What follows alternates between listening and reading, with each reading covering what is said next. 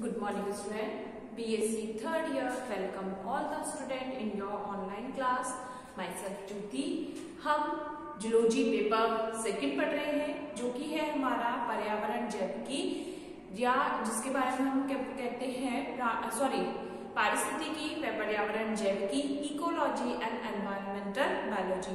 ये हमारा जूलॉजी का सेकंड पेपर है और इस पेपर में हम जो टॉपिक पढ़ रहे हैं वो है हमारा जैव भू रासायनिक चक्र या जिनको हम कहते हैं बायोजियोकेमिकल साइकिल, यानी कि जो एलिमेंट्स हैं, इंपॉर्टेंट एलिमेंट्स होते हैं, तत्व जो है वो पृथ्वी में किस तरीके से चक्रीय रूप से जीवों को उपलब्ध रहते हैं और वातावरण में उनका किस तरीके से उनकी मात्रा बनी रहती है, उन सभी को हम एक चक्रीय रूप में पढ़ रहे हैं। तो जैसे कि हमने इसके जो चक्रों की अगर हमने बात करी थी तो इन चक्रों को हमने दो भागों में बांटा था, गैसीय चक्र और अवसादी चक्र। जैसे कि हमारी जो पहले वाली क्लास थी उसमें मैंने आपको बताया था जो पृथ्वी में पाए जाने वाले तत्व हैं, ठीक है, पृथ्वी में पाए जाने वाले जो तत्व हैं उनको हमने दो रूपों में बांटा है। कुछ तत्व ऐसे हैं जो कि गैसेस रूप में मिलते हैं, यानी कि गैसेस फॉर्म में क्या होते हैं, एनवायरनमेंट में प्रेजेंट होते हैं, तो उनको हम किस रूप में पढ़ते हैं, गैसीय चक्र के रूप में पढ़ते हैं। जैसे अगर हम बात करें नाइट्रोजन चक्र हुआ, ऑक्सीजन चक्र हुआ, और अगर हम कहें जो वाटर चक्र है, CO2 चक्र है या कार्बन चक्र है, ये ऐसे एलिमेंट्स हैं, ठीक है। अगर ऑक्सीजन में हम ऑक्सीजन की बात कर रहे हैं, CO2 चक्र में हम कार्बन की बात कर रहे हैं, जल चक्र में हम हाइड्रोजन की बात कर रहे हैं, जो नाइट्रोजन चक्र है उसमें हम नाइट्रोजन की बात कर रहे हैं, तो ये सारे के सारे ऐसे हैं जो कि किस रूप में पाए जाते हैं, नाइट्रोजन या हम कहें कि गैसेस रूप में पाए जाते हैं। तो यहाँ हम इन चक्रों को किस रूप में पढ़ते हैं, गैसीय चक्र के रूप में। जब हम सेकेंडरी अगर हम बात कर रहे हैं तो कुछ तत्व ऐसे हैं जो कि किस रूप में, गैसीय रूप में, मुक्त रूप से गैसीय रूप में हमको उपलब्ध नहीं होते हैं, तो उन चक्र को हम किस रूप में पढ़ते हैं, अवसादी चक्र के रूप में पढ़ते हैं। तो जैसे कि अगर हम बात करें, हम दो तत्व ऐसे हैं, फास्फोरस व सल्फर। फास्फोरस और सल्फर दो ऐसे तत्व हैं जिनके चक्र को, यानी कि इन पदार्थों का क्या होता है, वातावरण में चक्रण हो रहा है, लेकिन चक्रण किस रूप में हो रहा है, ये हमें पाए जाते हैं अर्थ क्रस्ट में, यानी कि हम ये वातावरण में मुक्त तत्वों के रूप में नहीं पाए जाते, बल्कि क्या कहाँ मिलते हैं, सेडिमेंट्स में, अवसाद की जो हमारी चट्टानें होती हैं उनमें से ये तत्व पाए जाते हैं। ये मुक्त रूप से गैसेस रूप में नहीं मिलते हैं, कहाँ पाए जाते हैं, अर्थ क्रस्ट से हम इन तत्वों को लेते हैं, इसलिए चक्र क्या कहलाते हैं, अवसादी चक्र कहलाते हैं। तो यहाँ प्रमुख रूप से अगर हम बात करते हैं तो दोनों ही चक्र हैं, दोनों ही चक्र में अगर हम बात करें जैसे कि फास्फोरस है, सल्फर है, दोनों ही बहुत इंपॉर्टेंट क्या है, एलिमेंट्स है, या हम कहें तत्व है जो कि एनिमल्स के लिए रिक्वायर्ड होते हैं। जैसे फास्फोरस की बात करें, फास्फोरस बहुत इंपॉर्टेंट तत्व है जो कि प्लांट के लिए भी रिक्वायरमेंट होता है और किन के लिए रिक्वायरमेंट होता है, एनिमल्स के लिए। एनिमल्स की बोन्स की अगर हम बात करते हैं, टीथ की अगर बात करते हैं, तो वहां पर उनको क्या रिक्वायर्ड होता है, फास्फोरस रिक्वायर्ड होता है। बहुत सारे साइकिल ऐसे होते हैं बॉडीज के जिनमें क्या होता है, कोफैक्टर्स रिक्वायर्ड होते हैं, यानी कि जो घटक होते हैं वो रिक्वायर्ड होते हैं, उनमें हमको सल्फर रिक्वायर्ड होता है। तो ये दोनों ही तत्व ऐसे हैं जो कि क्या होते हैं, प्लांट और एनिमल दोनों के लिए ही बहुत जरूरी होते हैं, और इनका चक्र किस रूप में होते हैं, अर्थ क्रस्ट से होता है। तो इस तरीके के चक्रों को हम क्या कहते हैं, अवसादी चक्र कहते हैं। तो यहाँ हम हमारा आज का टॉपिक पढ़ना स्टार्ट कर रहे हैं जो कि क्या है, हमारा फास्फोरस चक्र। हेडिंग डालेंगे फास्फोरस चक्र। हेडिंग क्या है हमारी, फास्फोरस चक्र, सॉरी फर्स्ट ऑफ ऑल आप हेडिंग डालेंगे sedimentary cycle.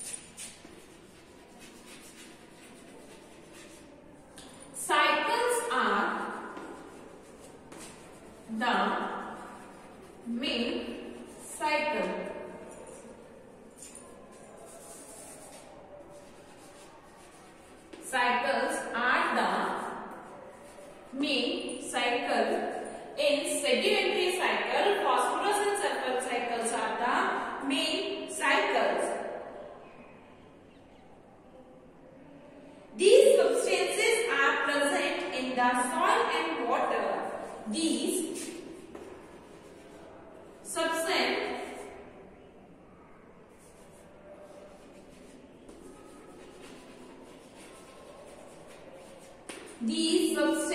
are present. These substance are present in soil and water. In soil and water in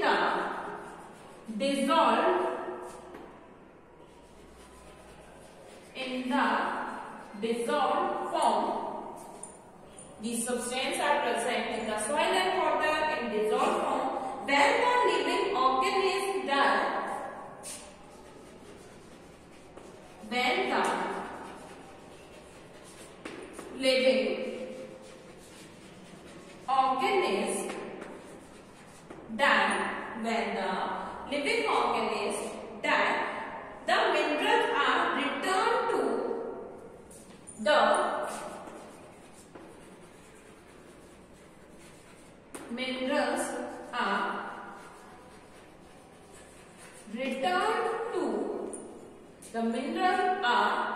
returned to soil and water by the process of return to soil and water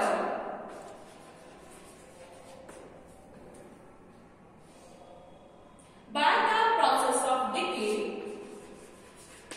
By the process of decay, which is done by the microorganisms, which is done by the microorganism, which is done by the microorganism.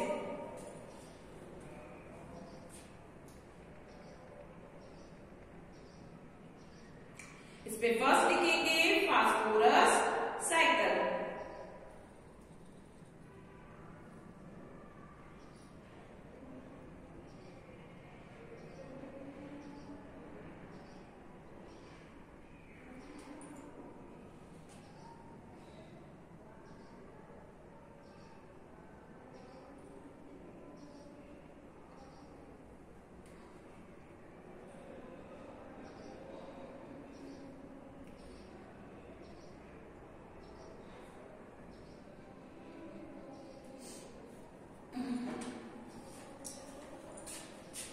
Note down किया है।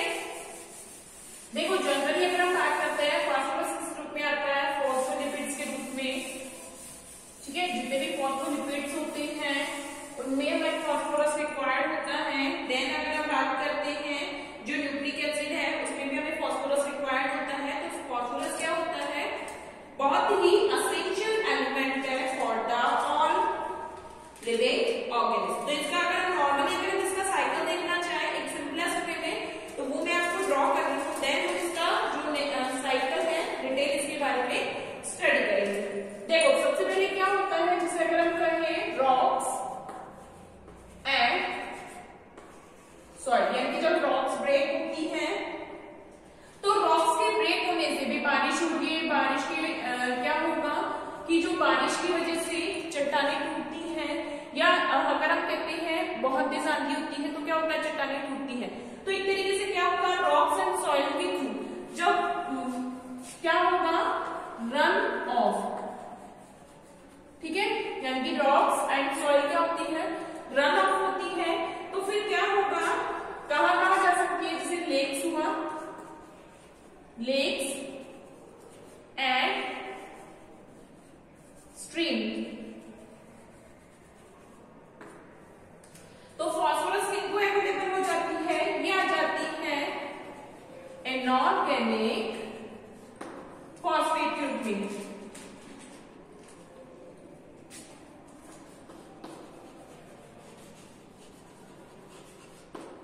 अब inorganic phosphate के रूप में किसमें आती है, plant में आती है।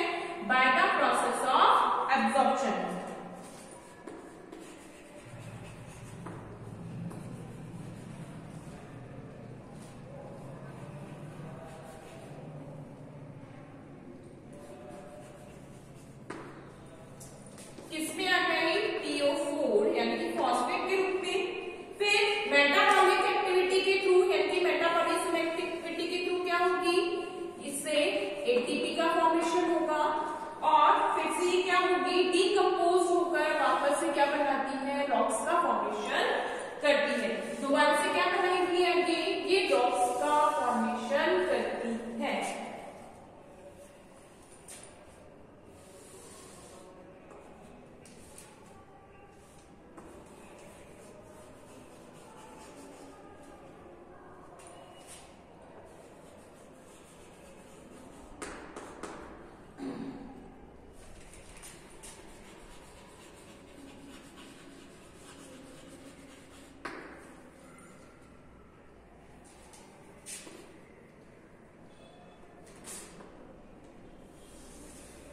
अब फास्फेट को और कौन कंज्यूम करता है, प्लांट्स के साथ साथ फॉस्फेट किन में कंज्यूम होती है, एनिमल्स में भी।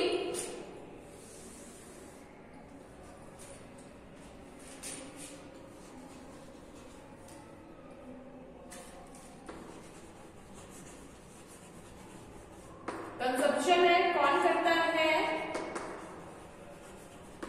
एनिमल्स। ठीक है, तो इस तरीके से क्या चलता है, फॉस्फोरस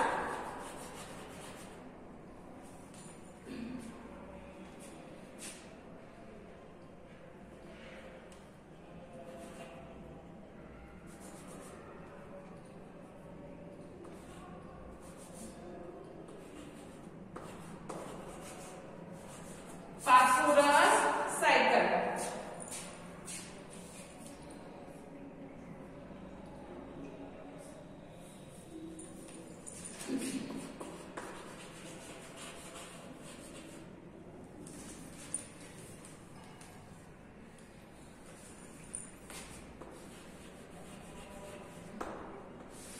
फास्फोरस साइकिल, तो इसको नोट डाउन करेंगे।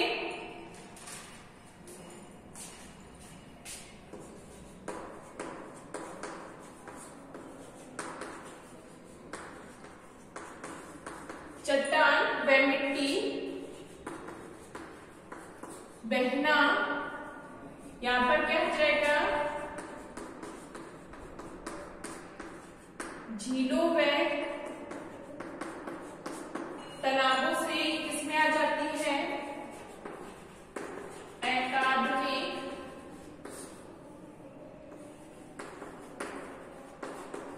फॉस्फेट।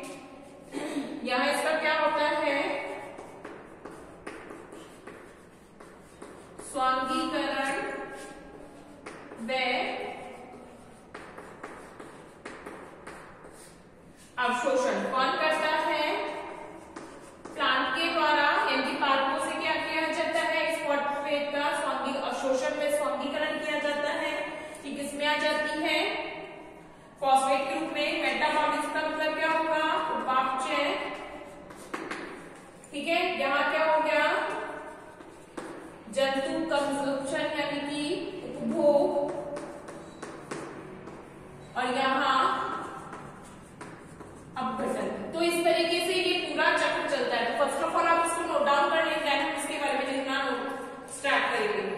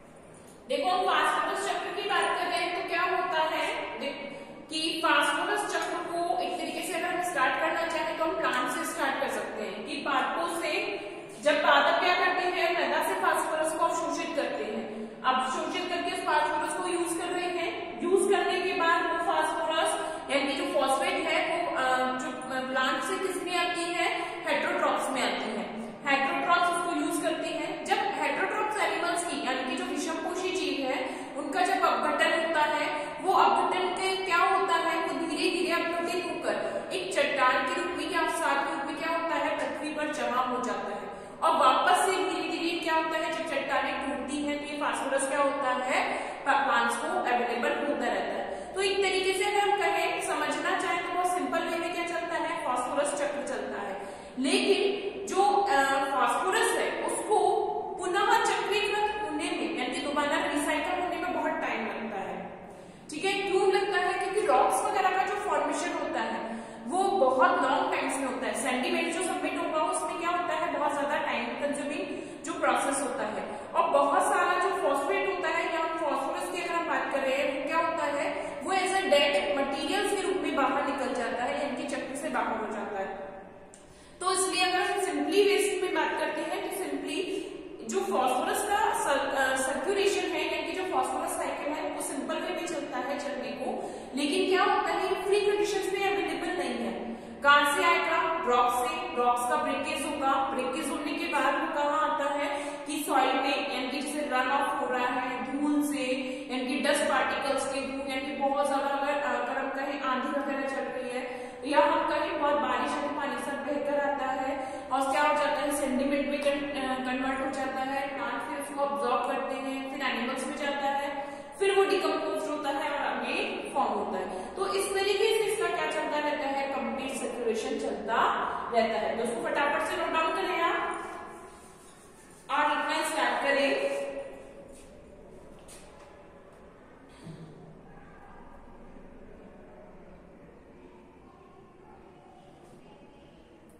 लिखो, जीवों को न्यूक्लिक अम्ल बनाने, जीवों को न्यूक्लिक अम्ल बनाने फॉस्फोलिपिड के संश्लेषण, जीवों को न्यूक्लिक अम्ल बनाने फॉस्फोलिपिड के संश्लेषण, फॉस्फोलिपिड के संश्लेषण तथा उच्च ऊर्जा के यौगिक के संश्लेषण के लिए जीवों को न्यूक्लिक अम्ल बनाने, फॉस्फोलिपिड के संश्लेषण व उच्च ऊर्जा के यौगिक के संश्लेषण के लिए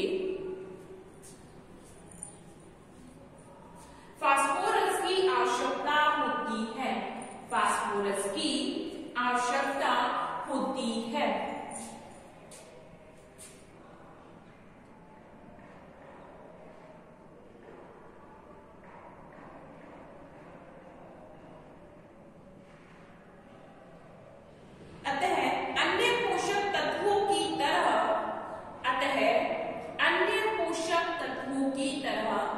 फास्फोरस का भी चक्रण पाया जाता है। अतः अन्य पोषक तत्वों की तरह फास्फोरस का भी चक्रण पाया जाता है,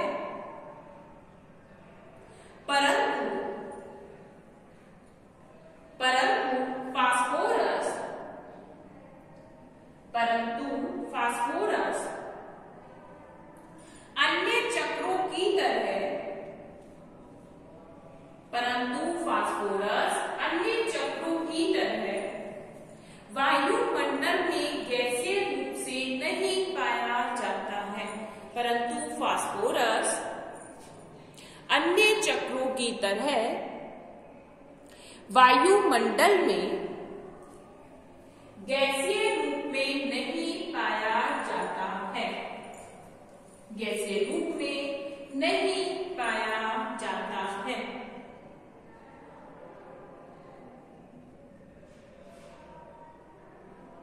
यह प्रमुख रूप से अवसादी चक्र का उदाहरण है।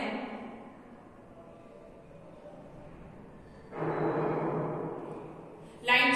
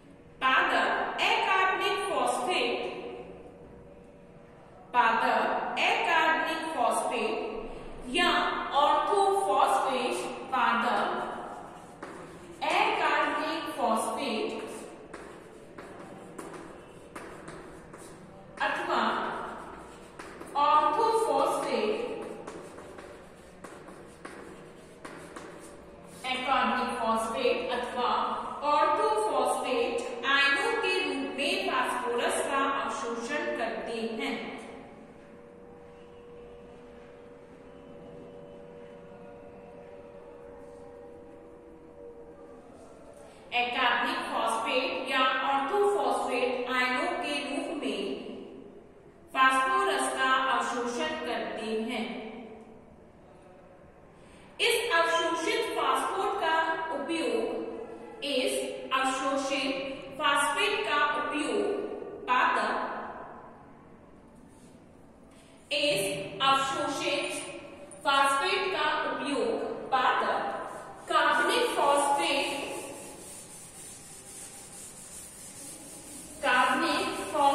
बनाने में करते हैं। इस अवशोषित फॉस्फेट का उपयोग पादप कार्बनिक फॉस्फेट व अन्य यौगिक बनाने में करते हैं। कार्बनिक फॉस्फेट व अन्य यौगिक बनाने में करते हैं। यह क्रिया स्वांगीकरण कहलाती है। यह क्रिया स्वांगीकरण कहलाती है। पादपों द्वारा स्वांगीकृत फास्फोरस पादपों को भक्षण करने वाले विषमपोषी जीवों को पादपों द्वारा स्वांगीकृत फास्फोरस पादपों को भक्षण करने वाले विषमपोषी जीवों को उपलब्ध हो जाता है।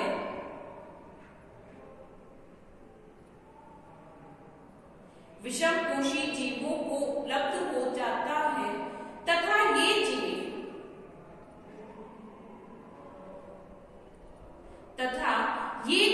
इस कार्बनिक फॉस्फेट को इन कार्बनिक फॉस्फेटों को अपने अनुसार ढाल लेते हैं।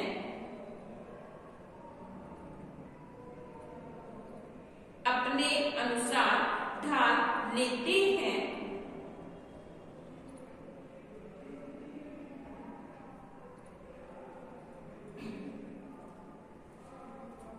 जीवों की मृत्यु तथा पादपों के अवशेषों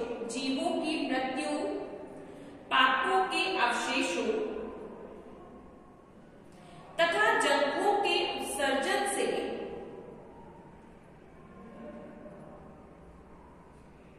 जीवों की मृत्यु, पादपों के अवशेषों तथा जंतुओं के उत्सर्जन से बहुत सा अधिक फॉस्फेट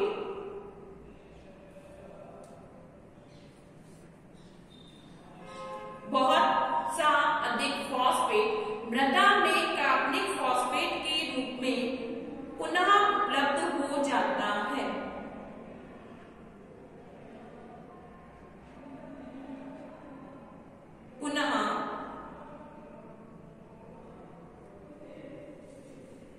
मृदा में कार्बनिक फॉस्फेट के रूप में उपलब्ध हो जाता है।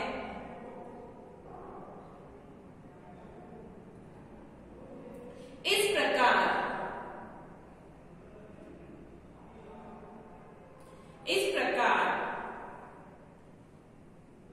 यह फॉस्फेट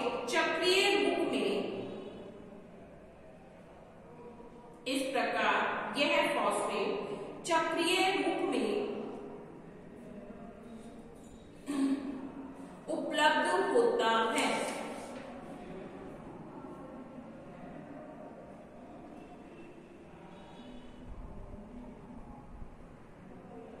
कुछ मनुष्य तथा पक्षी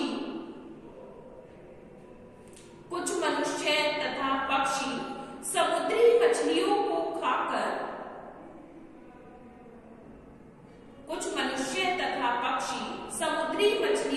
खाकर समुद्रीय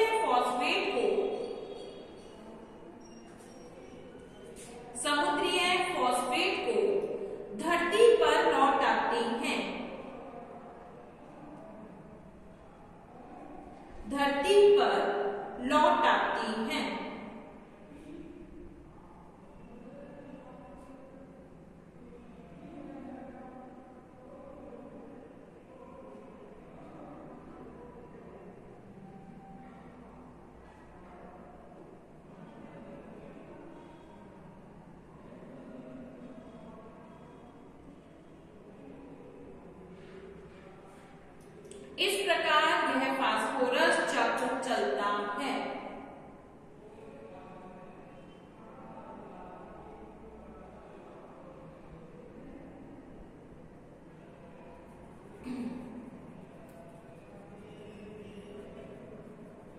समुद्री स्थल पर पक्षियों में झुंड में रहने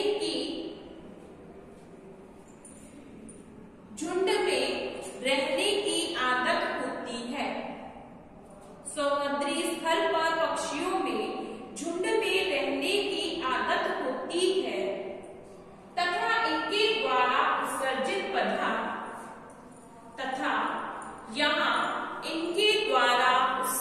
पदार्थ ग्वेनो कहलाता है।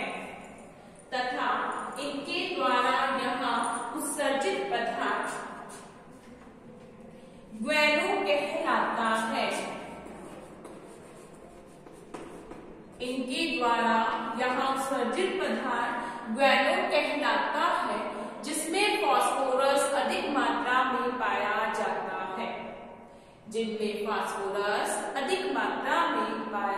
जाता है।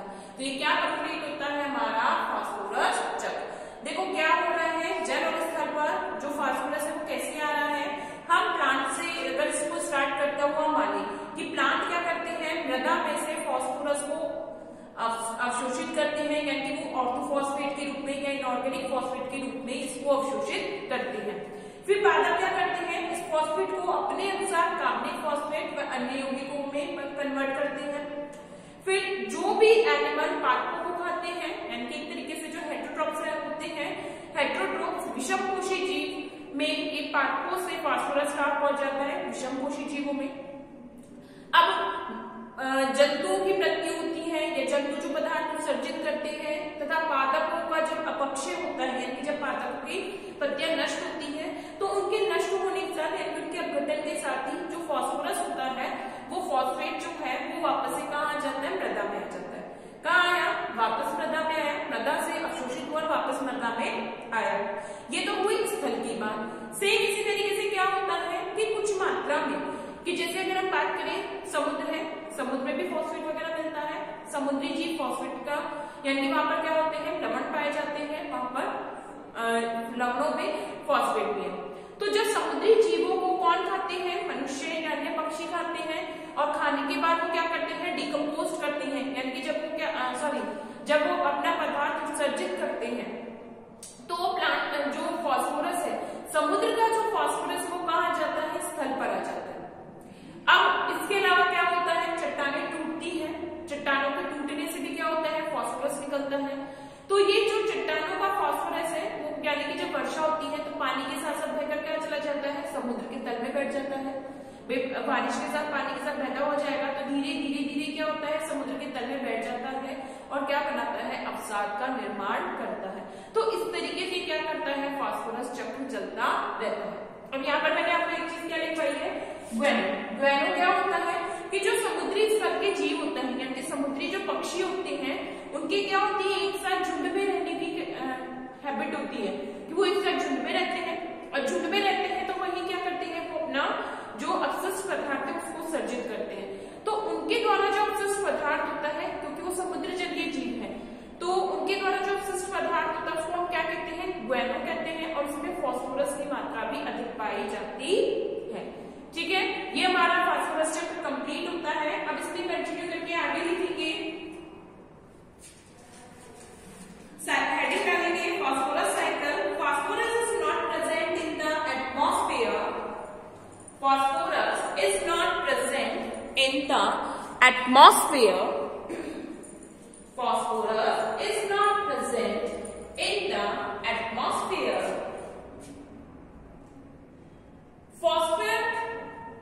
Phosphorus is the basic part of nucleic acid, phospholipid and phosphorylated compound. Phosphorus is the basic part of nucleic acid,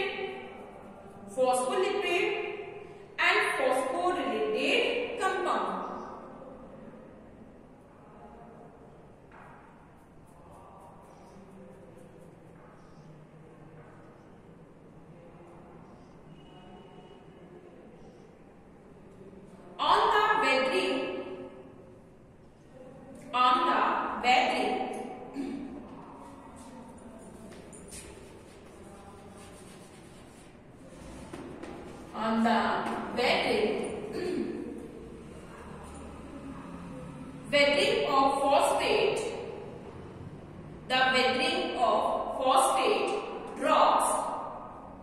Phosphate collects in soil. The weathering of phosphate drops. Phosphate collects in soil, which is absorbed by plant. Which is absorbed by plant.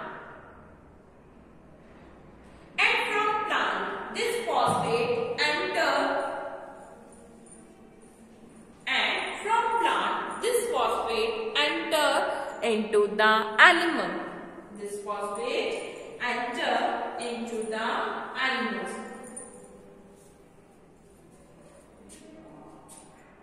After the death of these organisms,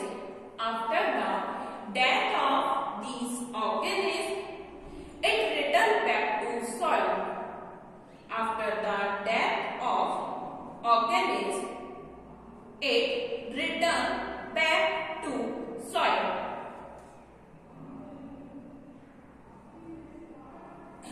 The phosphorus is important. The phosphorus is important for the all biological activity. Phosphorus is important for the all biological